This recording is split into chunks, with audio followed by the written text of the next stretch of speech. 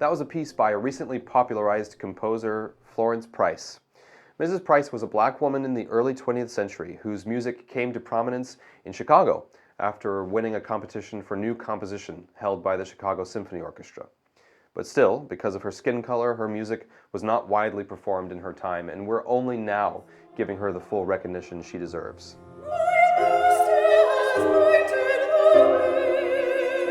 Yeah, good, thank you. You can feel free to scoop. Right? Can you just imagine in this moment in Florence Price's history, in her life, it needs to be steeped in Chicago feeling. Yeah, she is sort of going into that gospel, jazz, soul idiom here, even though she didn't write in that style a whole lot. This is her venturing into that territory. So just walk the streets of Chicago. Let's just start from there. Lots of voiced consonants. Ma. 1, 2, 3, ah. Welcome to another film presentation of music from the singers of Baltimore Choral Arts. I'm Anthony Blake Clark, and as an expansion of our previous program, this evening we will be exploring music for the moment, assembling stories and pieces of choral music that speak to the unique moment we find ourselves in today, particularly pieces that have aided in past social causes.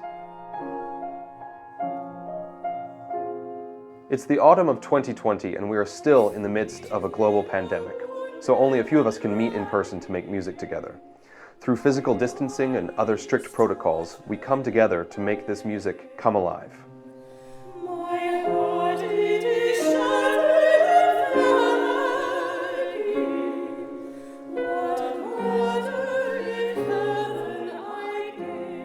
One of the most pressing matters confronting our society right now is police relations and racial conflict. The aftermath of too many stories of young black Americans being killed, culminating with the death of George Floyd, has rocked our country, and its ripples were felt across the world. Next day! Next day! Next day! Art and music has always been a mirror that we can gaze into in order to examine our collective experience, and a composer by the name of Thompson has written a piece that comments on the shootings of unarmed black men by police called The 7 Last Words of the Unarmed. We spoke to him earlier in the year. We're really here to talk about a piece that really inhabits the intersection of current events and art and music making. To me, there hasn't been a piece, and I mean this, Joel, I mean this very sincerely, I think there hasn't been a piece that's confronted society so grippingly since maybe Adams' The Death of Klinghoffer, or maybe even Britain's War Requiem, and I truly mean that. And I'm just wondering if you can briefly tell us about how 7 Last Words of the Unarmed came about. Well, I was working at a college in South Georgia. I would consider myself a choral conductor, and still do, but at the time that was my primary discipline of music making. And it was really the death of Eric Garner that year, and then the subsequent decision by the Staten Island grand jury to not indict the officer whose actions led to his death. It was really that decision that emotionally broke me in a way, and this piece was a way for me to pick up the pieces again, to organize my thoughts around the grief and pain and anger that I was feeling into a healthy expression of all of that, so that I didn't keep it pent up inside. I only had the 2 weeks of winter break in between semesters to really do the writing. So when that decision was announced in November, and I saw Sharon Barghi's Last Words project on Twitter, that pictogram series that was really the inspiration for the piece, I just assembled a table in a Word document with the liturgy of the 7 Last Words of Christ on the left column. And then on the right column, I used Sharon Barghi's journalistic research in her pictogram series to choose the words that I felt corresponded to the liturgy in an emotionally appropriate way. And then once it was my winter break, that's when I set to the work of trying to focus on the humanity of these men that I was, trying to honor, and in doing so, try and regain my own humanity, which I felt I had lost it in the wake of that decision. And so that's how the piece was born. The piece's title and structure is actually a riff off of Franz Joseph Haydn's work, Seven Last Words of Christ, in which different phrases from Jesus Christ, as recorded in the four Gospels leading up to his death, are set to very contemplative and reflective music meant for worship. Each movement sets to music the words of 7 different young men, and this piece has a really incredible ability to set the tone for an honest and open dialogue, presenting facts and letting audience members wrestle with this for themselves. In the wake of this summer's unrest after George Floyd's murder, Thompson's poignant piece has seen renewed interest and has been featured on CNN and other national outlets. The words are the last reported to have been said by Amadou Diallo, who was killed in 1999 outside his apartment building in New York. When Diallo reached into his jacket pocket for his wallet, plainclothes police officers mistook it for a gun, and after 42 rounds were fired, he was struck 19 times. In this movement, entitled Mom, I'm Going to College, the music has such sweetness, like a casual but tender conversation from mother to son. These are Amadou Diallo's last recorded words.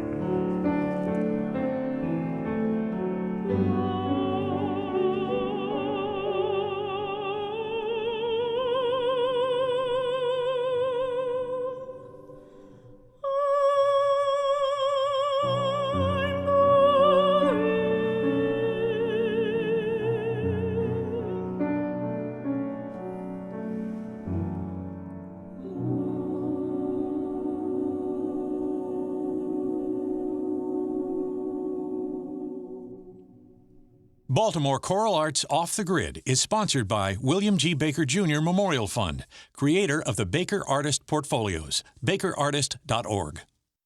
Hi, everyone, and welcome to the SNF Parkway Theater, home of the Maryland Film Festival. I'm Sandra Gibson, Executive Director. We miss having you here in our historic theater, but we're glad you've joined us for this special online offering. We are dedicated to providing an inclusive atmosphere that supports the needs of our community, showcases the talents of local and underrepresented artists, and provides access to art that informs and inspires. Thank you for stopping by our virtual theater. Your support means the world to us. Enjoy the program.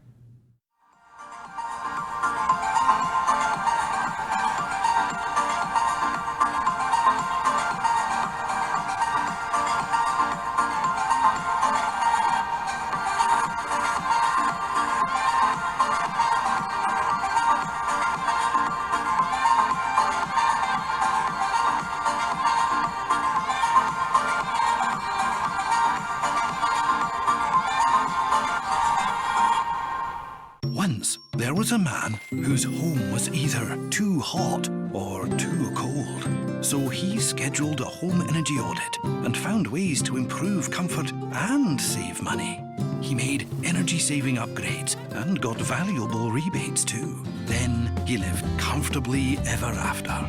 Start your comfort tale with a home energy audit and get rebates on average of $2,500 for upgrades. Learn more at bgesmartenergy.com. Let it grow. Yeah, good. The long notes are never static. Long notes do something.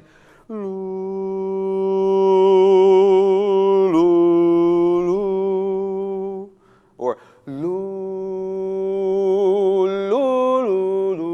it's got to go. It's got to have motion and direction and musicality. We've been to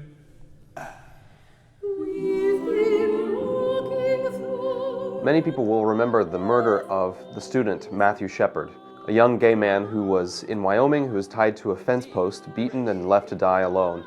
This hate crime brought attention to hate crime legislation and illuminated the vast anti-LGBT sentiment in the USA at the time. Grammy Award-winning conductor and composer Craig Hella Johnson's oratorio called Considering Matthew Shepard tells the story in a most striking and vivid way and details the gruesome events of that night, but then lovingly sews up the wounds, making room for reconciliation as well as advocacy for people who society has marginalized. In this movement called Meet Me Here, the soloist asks for an armistice of sorts, in which we can come together at the metaphorical fence where Matthew Shepard spent his final hours of life. And it becomes a monument, a meeting point, a poignant metaphor for concord. Then the choir asks us to cast aside the things that keep us from unity. The text says, "We've carried ancestral sorrow for too long a time. Will you lay down your burden?" So it ends by saying that we will understand that we've been friends forever and that we've never been alone. Please enjoy this snippet from Considering Matthew Shepard. Meet me here.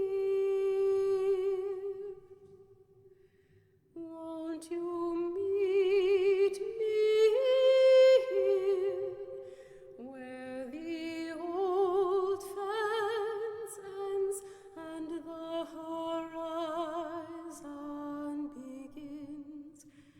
There's a balm in the silence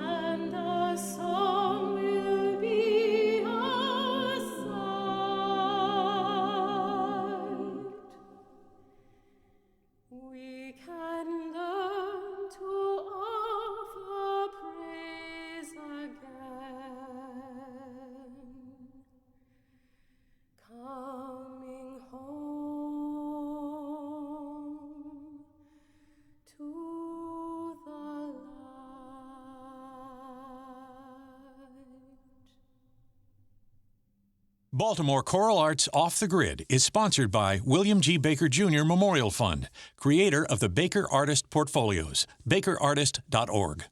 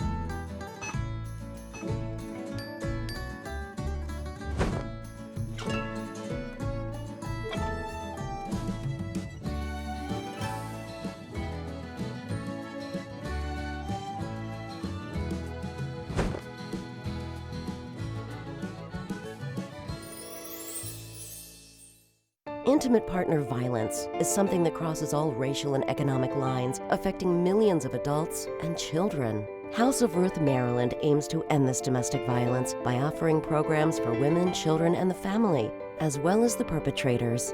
Our vision is that one day, every woman in Maryland will be safe in her own home. If you or someone you know is experiencing intimate partner violence, our confidential hotline is available at 410-889-7884.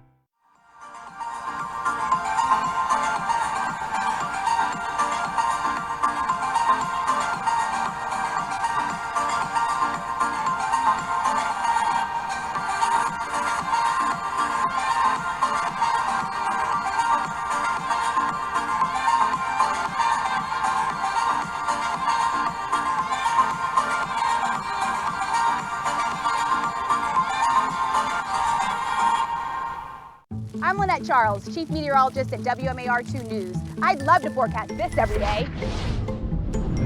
But we do live in Maryland, and the weather's always changing.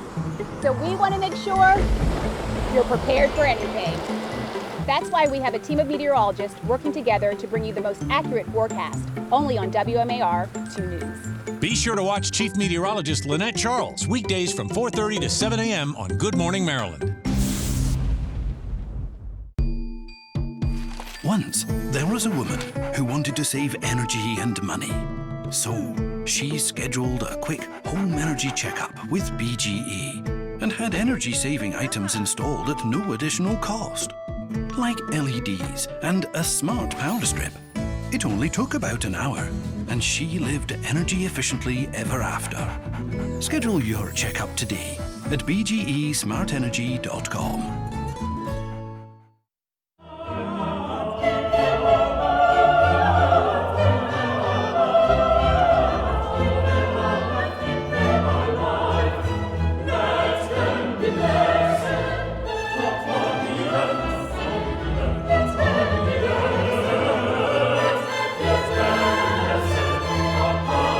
Thank you very much. Yeah. Good.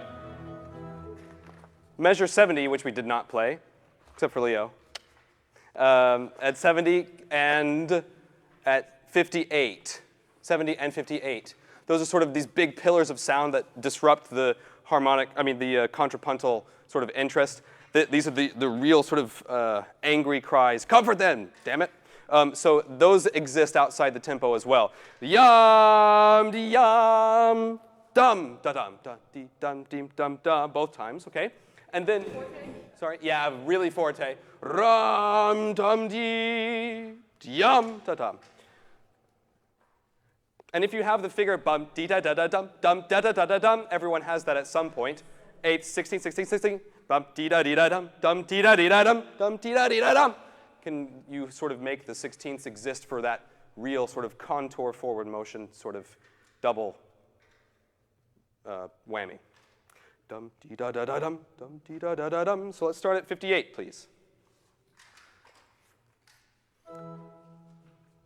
58, 3, and run towards that, come. Chorus. Da da da da da da da da da da da.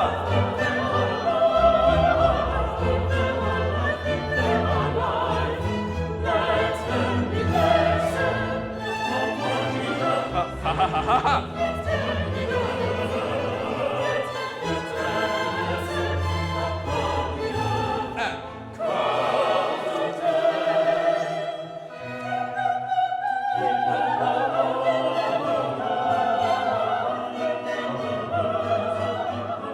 now we go way backward in history to the 18th century in London. By 1748, George Friedrich Handel was a musical superstar. He was a prolific composer already of opera and the favorite for royal court occasions. His successes only skyrocketed because of his sacred oratorio, The Messiah, which I'm sure that you've heard of, just 7 years earlier in 1741. It seems that every household in the Western world knows some of The Messiah. The same could have been said about socialites and well-to-dos in London at that time. So Handel was banking on that when he created this next piece you're about to hear. Handel was approached to help raise funds for the Foundling Hospital. This was essentially a large orphanage more than a hospital as we know them, but their healthcare facilities were known for being on the leading edge of sanitation practices in the 18th century. To help with fundraising, Handel organized a benefit concert with sacred texts concerning benevolence and caring for the sick and those in need. To ensure that the evening was a home run, he ended the new piece with the famed Hallelujah chorus from the Messiah. As you can expect, it was a smashing success, prompting Handel to become a patron of the Foundling Hospital. He gave performances of Messiah in the hospital's newly constructed chapel annually every year after that. The connection to healthcare with this piece, helping those who are in need or sick, seemed like an all too appropriate way to honor the heroes of our time who have responded to crises and helped us in a desperate hour of need. You'll hear physically distanced orchestra and choir, but you'll also want to stick around for the end, for the grand finale. I've invited choirs and singers from all around the world to participate in the singing of the Hallelujah chorus virtually. So you'll see performers all the way from Jamaica to Singapore, all coming together online to sing. It's a spectacular concept and perhaps one that could have only been born out of this catastrophic period of isolation and our recent reliance on virtual platforms to connect with each other. So here is Handel's Anthem for the Foundling Hospital.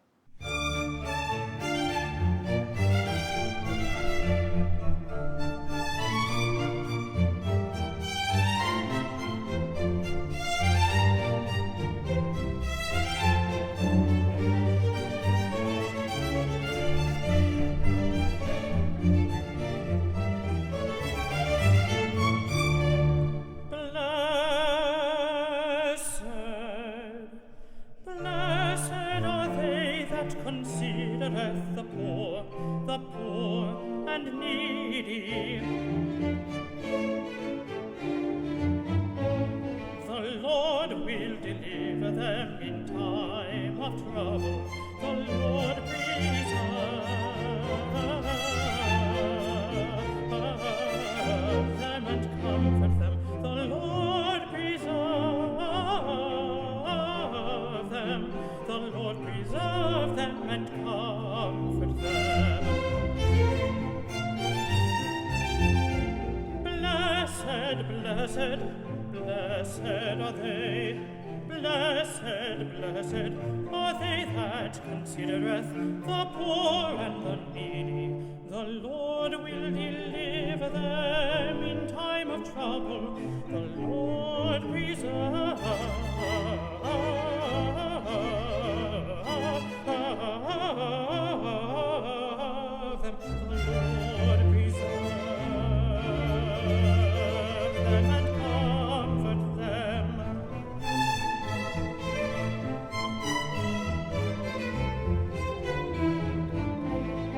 Blessed are they that considereth the poor. Blessed are they that considereth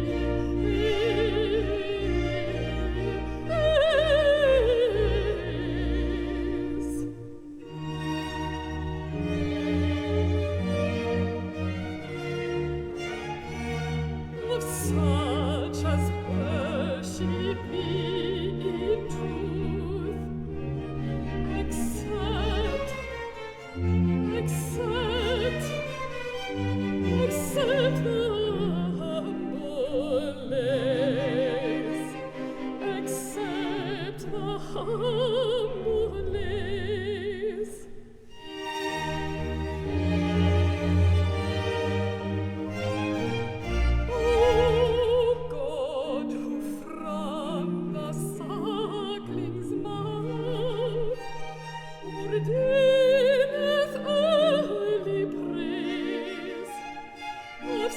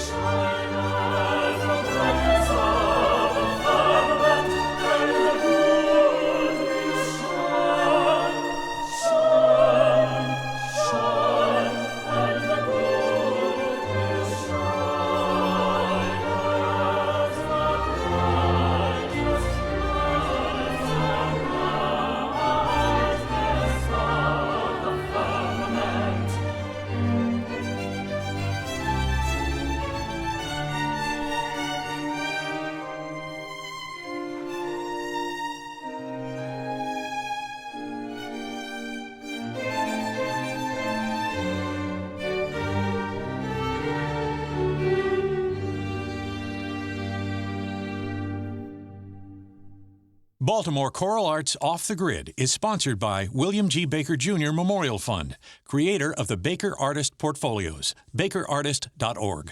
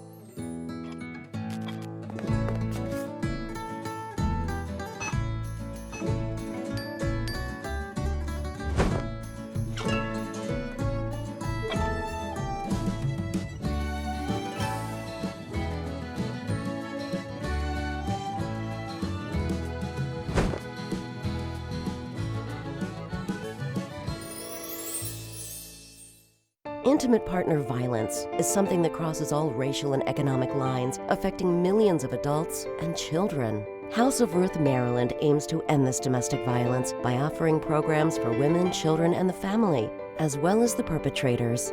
Our vision is that one day, every woman in Maryland will be safe in her own home. If you or someone you know is experiencing intimate partner violence, our confidential hotline is available at 410-889-7884.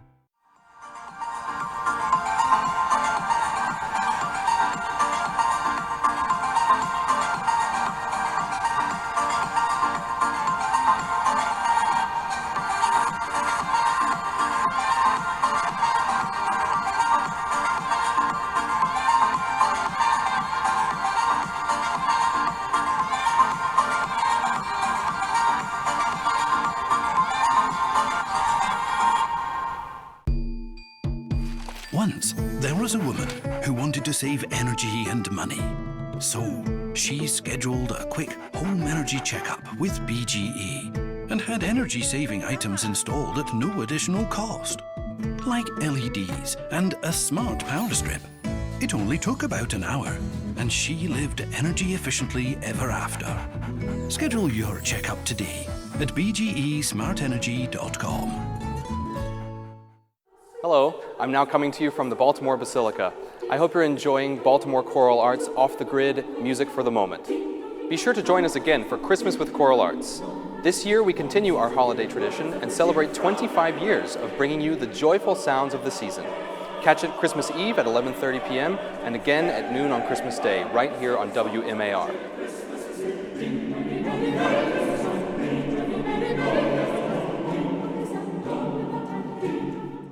Download the WMAR2 News app on all of your streaming devices and watch local content any time of day.